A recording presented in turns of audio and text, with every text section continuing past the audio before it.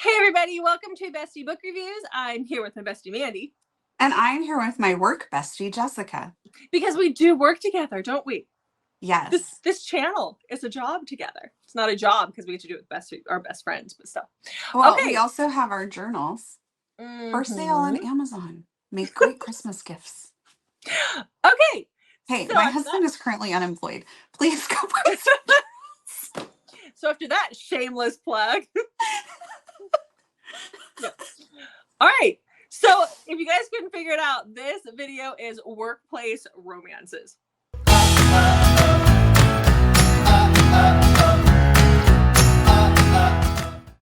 Oh, my husband is actually, the reason he's unemployed is because he's starting his own job.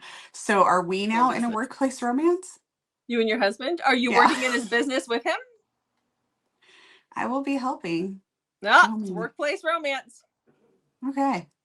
Then does it mean that it counts when I'm working at home, because I work from home, with my computer, and my husband is sitting in the same room doing work from his work on his day off when he shouldn't be working from his company? Is that a workplace romance? I don't know, but you were the one who gave me the term secretary. That's because that's what he calls me. My husband refers to me as a secretary because I don't just do the secretary job. Okay. We digress. Yes. Hit that subscribe button because clearly this is a fun time here. And you might win some free books and hopefully you laugh a little and walk away with some great book recs and Christmas gift ideas. As well as terminology like secretary.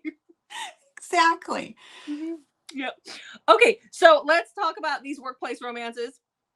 We have 10. We have we're ready to dive right in. So we are. Let's go. Okay. Oh, honorable mention, Mile High by Liz Tomforty. I didn't use it because, wow, she has done really well. Yes. Like, she is in the hundreds of thousands for her reviews. Mm-hmm. I was shocked. I mean, I love her stuff, so I'm very happy for her. Yeah. So, okay. So my first rec that I have for this is a K. Webster book. Did you know that K. Webster has an office place romance? Oh, is it the one with the judge? No. Oh, well, then she has more than one. Okay. All right. So this is Notice by K. Webster. And because this is me giving these suggestions, this is a stalker romance as well. So this is about Grayson and Violet. Violet has worked for Grayson. He is her boss, and she's worked for him for, I think it was like 7 years or 6 years, a very long time. And she keeps this company running like a well-oiled machine. And if she were to say quit, it would fall apart. And that is exactly what happens. Like, she's not there, something happens, things start to fall apart. And so she gives her 2 weeks notice. She is tired of not being seen. She is tired of her boss not really even knowing who she is after 6 years of working for him. And so she slaps her 2 week notice on his desk. Grayson is a little bit obsessive compulsive, and he at that point looks up and sees who's slapping their 2 week notice on his desk. And that is when he really sees Violet for the first time and becomes obsessed with her and decides that she's not going to quit because he is not going to let her quit. And then he stalks her a little bit. It really doesn't have those, like, I know it has like some darker elements with the stalking. It doesn't feel that way. I think it's lighter on the dark. Really, he's just a little obsessive. But yeah, he is not going to let her quit. So there you go. Drop your pen. I was playing with my ring. Oh. I've lost some weight, so my ring like slides on and off really easily. Yeah. So I told my husband, I'm like, I'm gonna have to stop wearing it because if I like shake my hand very much, it'll go flying off my hand. Mm-hmm. And I was like, I'm gonna have to stop wearing it for a little bit and then take it in and get it resized. But I'm like still on my hopeful weight loss journey, so I don't want to like have it resized a bunch. And he's like, you don't have to stop wearing it. You could just get one of those little band things that go on it. I'm like, oh, that's a great idea.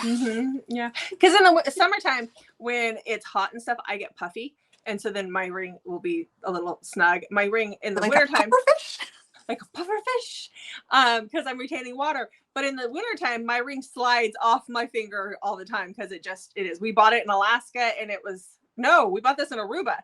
And we were on vacation and it was hot and whatever. And then we get back to Alaska in the middle of winter. And I was like, oh, I guess it really doesn't fit. But side note. Anyhow, what's your first rec? Okay, thank you. Okay, my first rec is My Sunshine by Katherine Anderson, and this is about Laura and Isaiah. And Laura was hurt in a swimming accident, and so now her speech is slow, and sometimes she gets her words mixed up, but she is still a very intelligent, capable woman. She just can't always get out her speech. And so she like lives independently and is wanting to find like a more stable job. And so Laura's grandma and Isaiah's mom do some meddling and help Laura get a job interview at Isaiah's vet clinic, where he is the vet and runs the clinic. And so Laura gets hired to take care of like the animals that are on site, like walk the dogs, clean the cages and the kennels, all that stuff. And she really kind of starts to fall for Isaiah, but she feels like she would just hold Isaiah back because of her speech. And Isaiah really kind of starts to fall for her, but is concerned because some other things are happening, that there's somebody in the background that is not making good choices and might be setting Laura up to look incompetent. But this was such a great read. I absolutely loved it. So you do definitely have like the workplace romance going on because he's her boss. And then you have like her trying to overcome some, her own personal feelings and struggles to what's happened to her. And and there's romantic suspense too. It was just so good. Katherine Anderson just writes so well. Yeah. And again, this is in third person, but it is so easy to read. Love it. It's great. Yes. Yep. Okay. All right. So my next book is called Keeping Denver. And this is by Sandy Alvarez and Crystal Daniels. And I don't know why you haven't read this one yet. It's got a trope that we both like in it. So I'm just saying. Okay. So this is about Callan. He is a very he's a New York attorney, and he is just, it's his way or the highway. And he's just one of those bosses that nobody ever wants to work for because they just very overbearing. And then you have Denver. She is homeless and she just needs a leg up. And she ends up meeting a guy at the local library who is an older guy. And he's like, you know what, I've heard about this job opening where my grandson works, or he has some pull somehow. And he gets her an interview and gets her a job working as a secretary to Callan. Well, she tries to keep it secret that she is homeless because she's just trying to get enough money saved up to get an apartment. And, you got to have, this is New York, and you got to have your first and last and everything in between. And you have to sell your firstborn child to be able to afford an apartment there. And so she's still staying at a shelter. And one night he insists that she stays late to get some work done, which means she misses her time to be in at that shelter. And she's very upset, and she has to sleep on the street that night. And that is where Callan finds her sleeping on the street. And then he figures things out, and it all goes from there. So good. Loved the story so much. Why haven't I read this? I don't know. We like the whole homeless thing. So I don't know. In books. Okay. Anyway. In books. Well, I'm going to take this onto quite the wild ride. Okay. So we're going to go talk about The Frat Boy by Nikki Sloane. Okay. So this is about Colin. Colin is the frat boy, and he's the big man on campus. All the girls want to be with him, and all the boys want to be him. And Madison could care less. She does not like him. And they are having there's like a Greek row competition going on, and Madison catches him cheating, and she calls him out on it and kind of goes a little ballistic on him, and they end up in this big mud fight, and it just breaks out into kind of this war there during this competition between everyone. And those two end up taking the fall for what happens, and they get kicked out of their houses. So now they both have nowhere to live. They both end up answering an ad to go live, and this is where things get a little wild. basically at a house where the people that live there do porn together. And they both answer the ad not realizing the other one did because, again, they do not like each other. He blames her for everything that's gone wrong, and she blames him. And they both end up answering this ad and then both get hired to move in to this place because they both need somewhere to live and do porn together. So it's a little, like I said, it's a little wild. So we definitely have workplace romance, a lot of workplace stuff going on. But then Colin might start to catch some feelings, as Madison might as well. This is part of the Nashville neighborhood, so the Nashville neighborhood is wild. Okay. Hold on. The husband is getting a straightener for one of the daughters out of my bathroom. It's not for him. No. Why do you always call him the husband like he's an object? Because he is. He's mine. He's my object. He's the husband. My daughters have a concert tonight, a choir concert in front of 3,000 people. So they're all about their hair right now, and they're like, "Oh, my friend needs a straightener." They're all getting ready together. It's whatever. Okay. Anyhow, ready for my next rec? Yes. Okay. So my next rec is the Brooklynaire by Sarina Bowen. This is book 4 in her Brooklyn Bruisers hockey series. You don't have to read them all in order, but I think you get a better enjoyment if you do. But this is about Becca and Nate. We see a lot of their relationship in the book prior to this, the 3rd book in the series, but again, you don't have to read it. So Nate is the owner of the Brooklyn Bruisers, and Becca is his assistant. She has worked for him from the time that they started the company, or started his empire. Like, he is like a tech guru, tech genius. And she went to work for him before his company took off. So I think she's worked for him for like 10 years or something crazy like that. We see this happen off page, but before the book starts, Becca has slipped on the ice and fallen when she was going out to tell Nate something, and she's gotten a concussion. And she is not healing well from the concussion. She lives in a small apartment, again, in New York, with her sister and her sister's boyfriend and their new baby. And so she really doesn't, she's really having a hard time getting any kind of rest. And so that's where Nate kind of comes in. They've got this thing between the two of them, and he comes in and says, "Yep, how about you come and stay at my big ol' house in Brooklyn and let me take care of you." And so things kind of go from there with the two of them. So there's been a lot of tension. There's been a lot of things going on between the two of them for years, but they finally start to see that, oh, wait, we both like each other, and it kind of goes from there. Okay. You ready for mine? I am. Okay. My next one, I think you've actually read this. Okay. Actually, I think you told me to read this a long time ago. My tank top is not cooperating. Egomaniac by Vi Keeland. I don't know if I read several by Keeland. I don't know. Okay, tell me about it and I'll tell you if I've read it. Okay, so this is about Emery.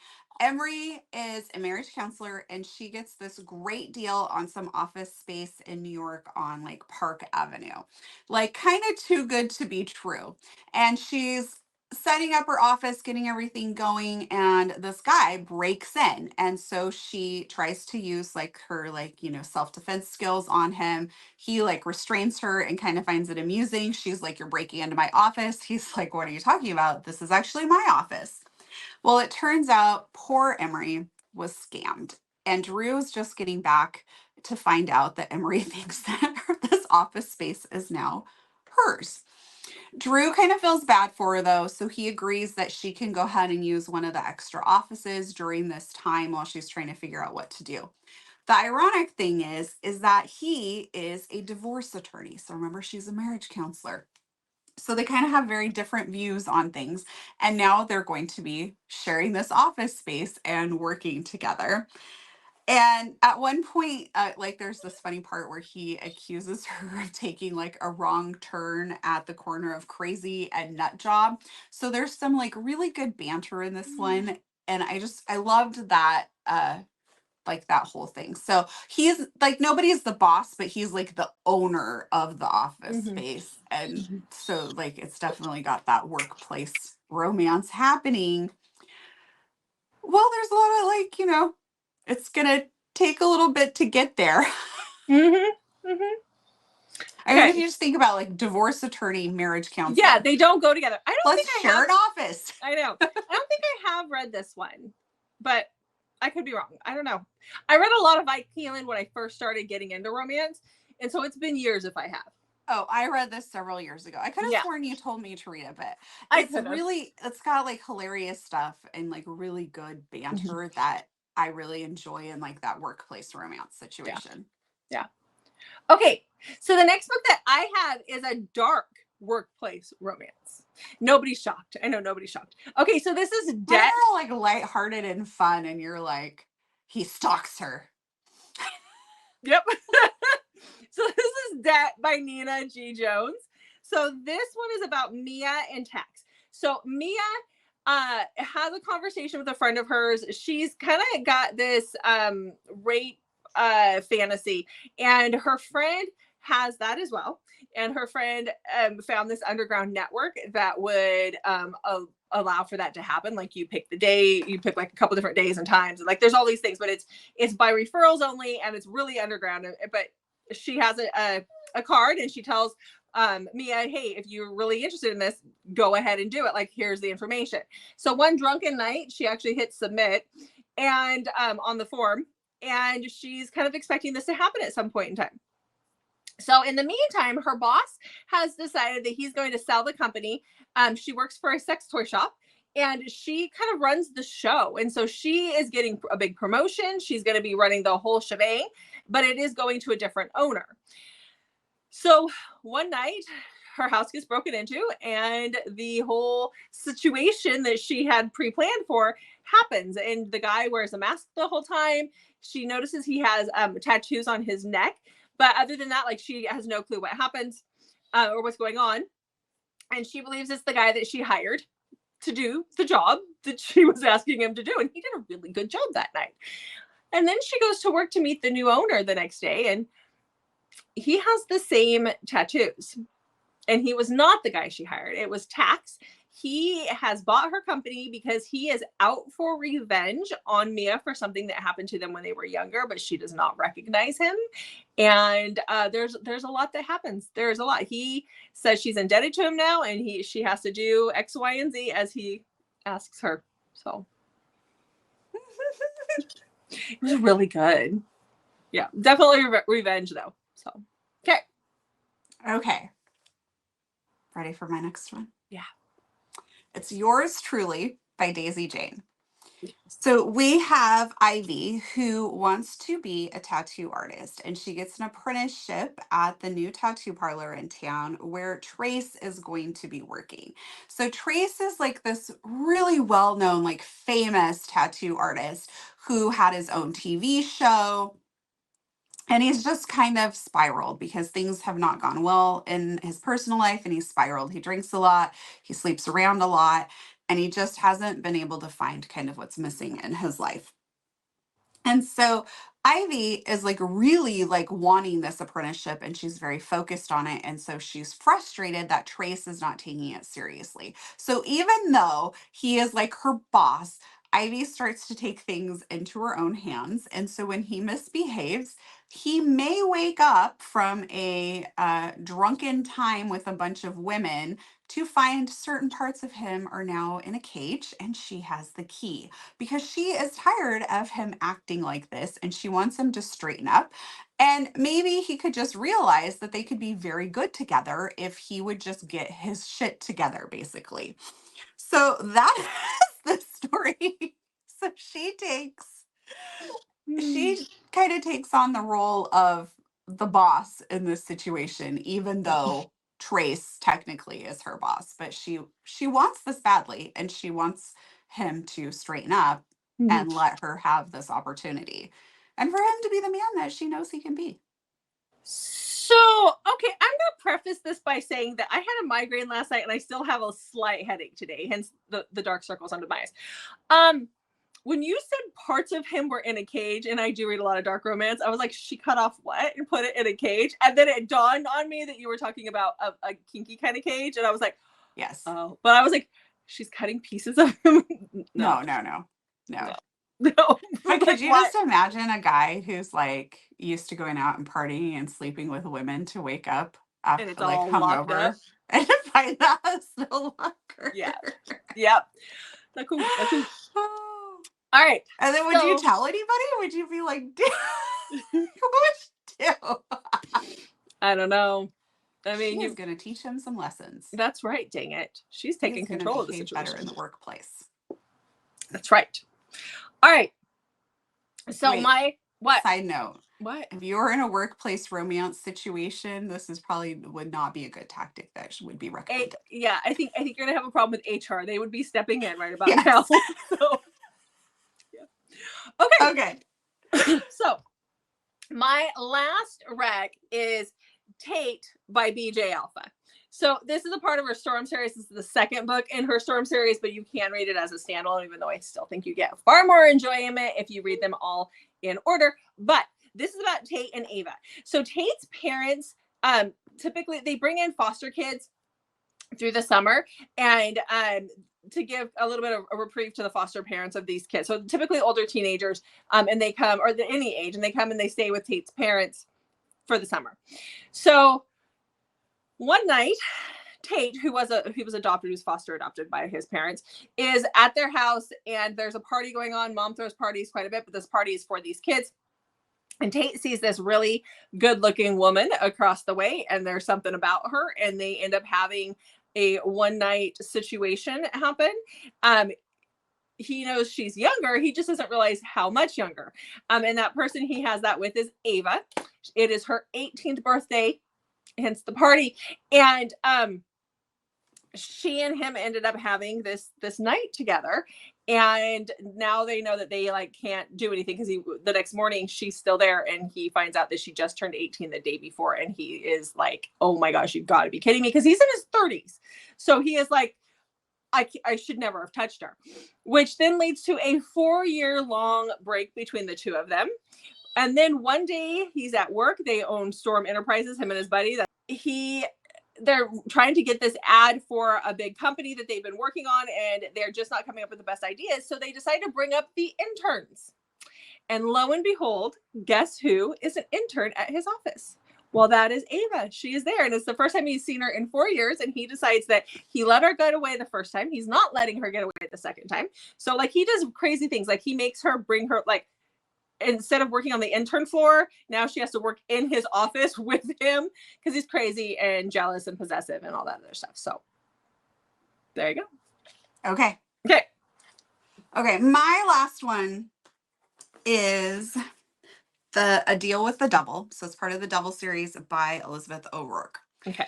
And it's the first one in the series. This is about Tally and Hayes. So Tally is still recovering from a breakup, and she is in desperate need of a job. And her friend, Jonathan, is Hayes's PA, and he is going to be taking paternity leave. So him and his partner have adopted a baby, so he's going to be gone. And so he sets it up so Tally can take his place while he's gone. And so Tally gets the job, and I mean, there's a reason it's called A Deal with the Devil, because Hayes is kind of not the best boss. He's kind of a jerk, and he's difficult. Oh, sorry. I wrote in like a really light writing and like a light pink pen, and I couldn't read my word there. Okay, so one of her jobs is coming over to his house in the morning and ushering out the women, and I did say women, who spent the night, and basically like, hey, here's a granola bar, have a great day, like type thing. And so she is rather disgusted by him, and he's just very difficult and demanding. But of course, whenever we have a grumpy person, we have to help them find love. So, there's going to be some chemistry happening, but she knows what she's getting herself into as well, because she sees firsthand. But, she can't help but fall for the grumpy boss. I know. It's a thing, right? Yeah. That grumpy boss. Mm-hmm. I love it. I'm not doing a good job of explaining it, because I don't want to go into like massive detail, like step by step of everything that happens, but it's really, really good. Okay. We would not put a book in our trope Rex if it wasn't really, really good. Yeah. We're just saying that though from our 1 minute book rank. So it comes out. Yep. All right. Okay. Well, Mhm. leave us some comments. Let us know, what do you think about workplace romance? Do you like boss employee or just two people who work together having that workplace romance? Is this a trope you tend to read, tend to not read? I haven't read it for a while. When I went to look for recs, I had to go back a little ways. Mhm.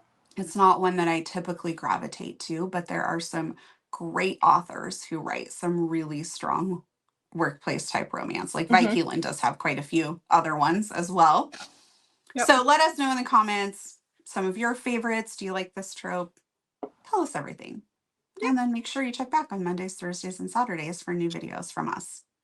Thanks for watching, guys. We'll see you in the next video.